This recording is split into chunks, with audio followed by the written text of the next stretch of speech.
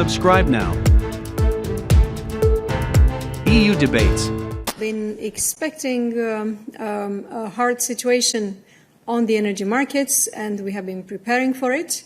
This is what our package before the summer was all about, our Save Gas for a Safe Winter communication and package. And Tim, perhaps you go ahead and provide details on what we are doing under that package and what could be the next steps. First of all, on the question that you raised about the EU alert and whether that would potentially be triggered in light of the announcements we've seen from Gazprom. Now, the announcement that we've seen is for a 3-day interruption to deliveries. So I think it's a bit premature for us to consider that would have the kind of impact that would lead to triggering the alert. The alert is there if we think that member states are not on track to achieve the 15% energy savings between August and next April, which they have jointly committed to make.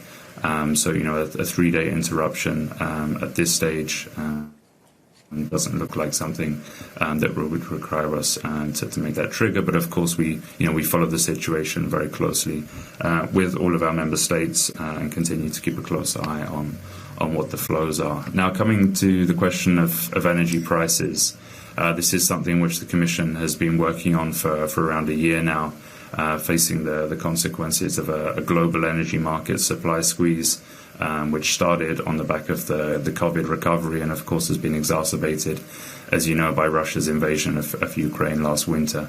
Now, the Commission has taken a wide range of measures to help member states. It started with the Energy Prices Toolbox, which we presented last October, which set out the short-term measures which member states can take to support households and businesses. And we've since followed up with further communications on the 8th of March on Repower EU, on the 23rd of March on security of supply and affordable energy prices, and that includes guidance to member states on how they can regulate prices in exceptional circumstances.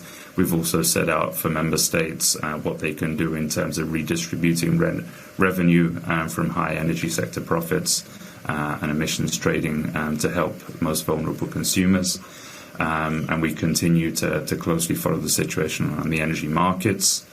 We have tasked 2 of our regulatory agencies, ACER and ESMA, to look into the situation on the carbon markets and the overall design of the energy markets, and have received encouraging reports from both of those agencies in terms of the overall functioning of the markets.